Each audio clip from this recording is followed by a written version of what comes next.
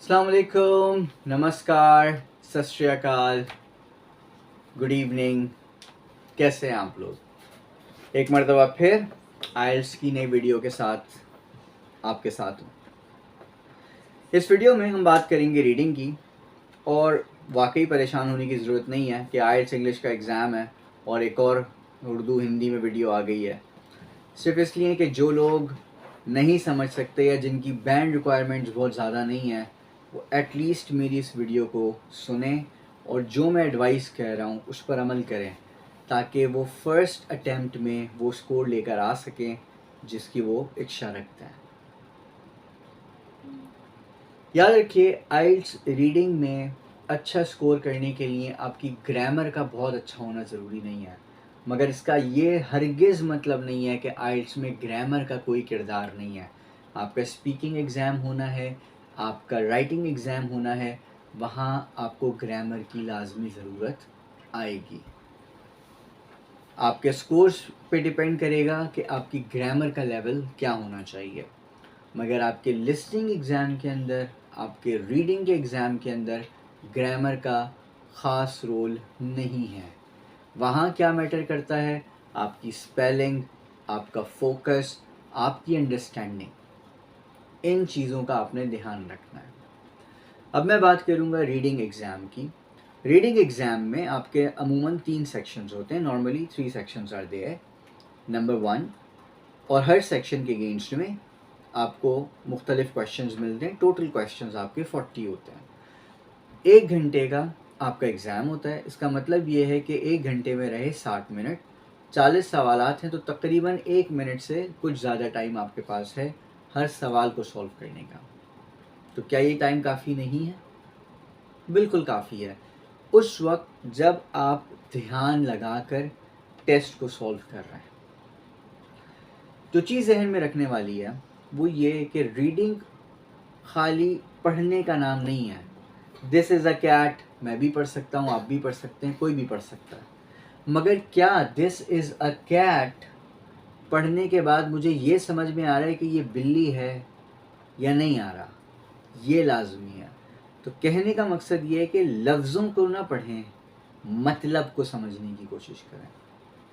जब आप मतलब को समझने की कोशिश करेंगे तभी आइल्स का रीडिंग एग्ज़ाम पास कर पाएंगे या वो स्कोर्स ले पाएंगे जो आप चाहते हैं।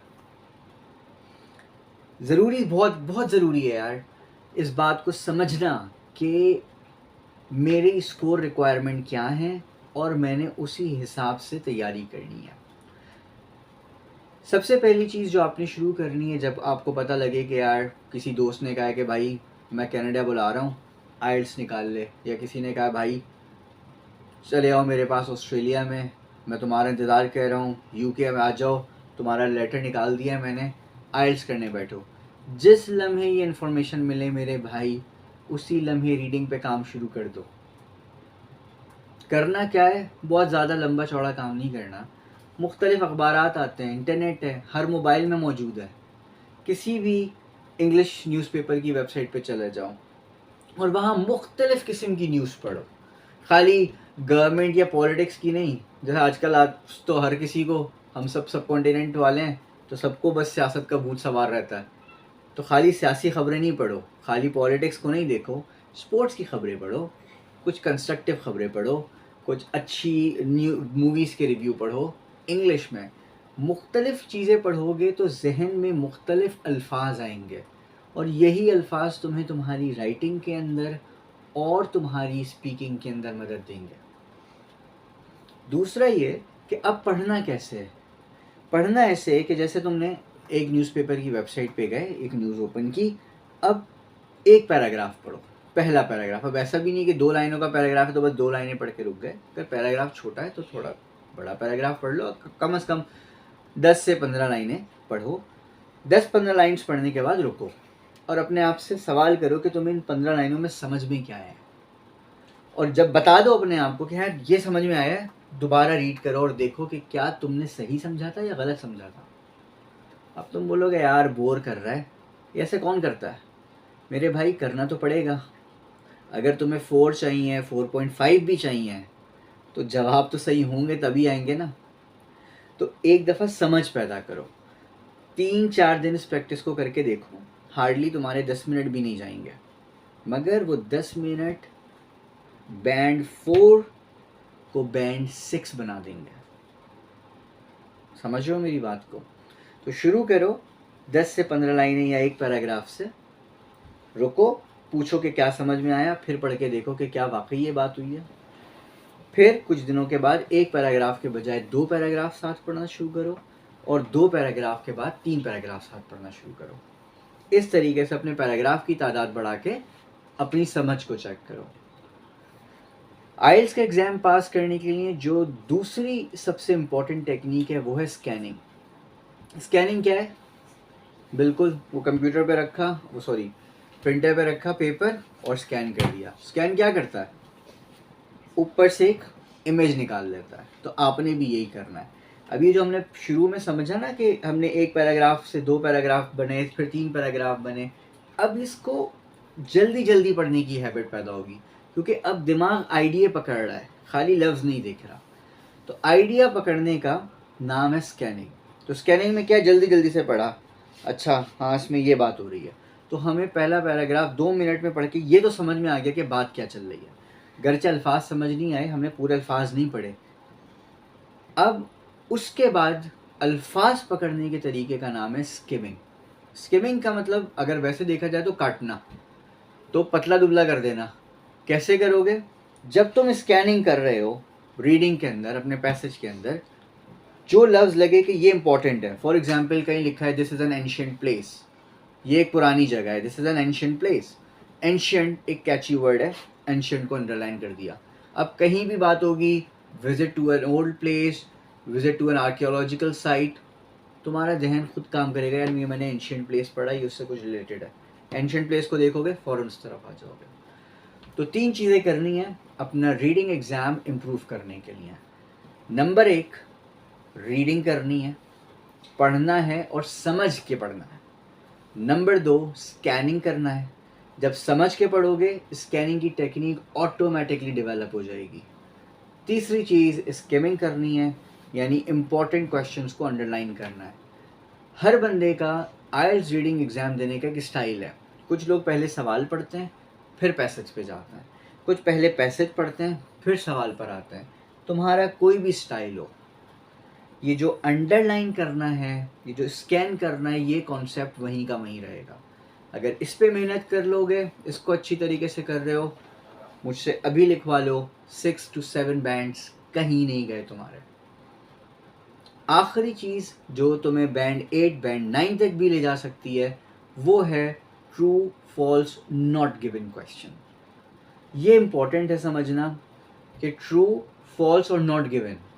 अब इतनी सिंपल इन्फॉर्मेशन है, मेरे सामने पैसेज लिखा हुआ है, उसमें से मुझसे पूछा जा रहा है कि ये इन्फॉर्मेशन है या नहीं है, ये इन्फॉर्मेशन सही है या गलत है। अगर मैं तब भी ये सवाल गलत कर दूं तो मुझे किसको जिम्मेदारी देनी चाहिए? एक एग्जाम्पल दूंगा। एग्जाम्पल क्या है? Punjab is the food basket of the world. Punjab दुनिया की फूड बास्केट है। So let's say the line is Punjab is the food basket of the world. Punjab is the biggest province in the world. अगर ये question हो तो तुम्हारे हिसाब से ये सवाल सही है, गलत है, या ये इन्फॉर्मेशन दी नहीं गई है?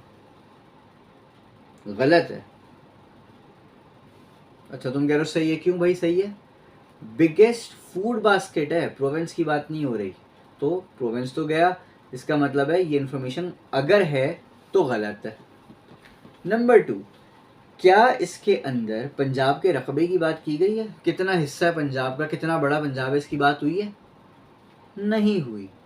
तो इसका मतलब है जब एरिया की बात ही नहीं हुई तो ये जो इन्फॉर्मेशन पूछी जा रही है कि पंजाब सबसे बड़ा सूबा है दुनिया का, ये बात गलत है, ये मौजूद ही नहीं है उसके अंदर। तो it's a not given information. तो नॉट गिवन इन्फॉर्मेशन में या ट्रू फॉल्स में अपना दिमाग अप्लाई नहीं करना। पता है कि एक्चुअल में क्या होता है। पैसेज में लिखा हुआ है कि जी रात को सूरज चमकता है, तो हमने पैसेज को देखना है, अक्ल को नहीं देखना कि हाँ जी रात को तो सूरज चमकता ही नहीं है। तो समझना है पैसेज को और पैसेज के हिसाब से आंसर देना है। समराइज़ कर रहा हूँ, नंबर पहली चीज़, रीडिंग अच्छी लाने के लिए, रीडिंग में स्कोर अच्छा लाने के लिए रीड करो डिफरेंट काइंड ऑफ टेक्स्ट। एक पैराग्राफ से स्टार्ट करो, उसको समझ के फिर 2 पैराग्राफ, फिर 3 पैराग्राफ स्टार्ट करो। नंबर 2, स्कैनिंग की आदत डालो, जल्द अज जल्द पढ़ने की आदत डालो, लफ्ज़ों को नहीं आइडियाज़ को समझने की आदत डालो। स्कैनिंग, स्किमिंग, जो पैसेज पढ़ते वक्त वर्ड लगे कि ये इम्पोर्टेंट है, ये ज़रूरी वर्ड है, कोई डेट है, किसी का नाम है, किसी जगह का मेंशन किया हुआ है, कोई वाक़या का मेंशन किया हुआ है, उसे हाईलाइट कर दो, ताकि जब तुम इस इंफॉर्मेशन को सर्च करो तो तुम्हारे पास ये कंट्रोल एफ़ वाला काम किया हुआ है तुमने। हाँ, कंप्यूटर में कंट्रोल एफ़ करते हैं ना, तो ये कंट्रोल एफ़ वाला काम किया हुआ है, वो इन्फॉर्मेशन मौजूद हो। चौथी, ट्रू फॉल्स के हवाले से जो पैसेज में है वो है, और वो है तो तभी सही या गलत होगा, अगर वो इन्फॉर्मेशन नहीं है तो वो हमेशा नॉट गिवन रहेगा। अगली वीडियो में मुलाकात होगी, फिर मिलते हैं। मेरे चैनल को मत सब्सक्राइब करना भूलना, दोस्तों में बांटो इन्फॉर्मेशन को। अगर कोई सवाल रहता है कमेंट में डालो और मैं कोशिश करूँगा कि उसका जवाब दे सकूँ। अपना ख्याल रखो, शुभ रात्रि, खुदा हाफिज़, रब रखा।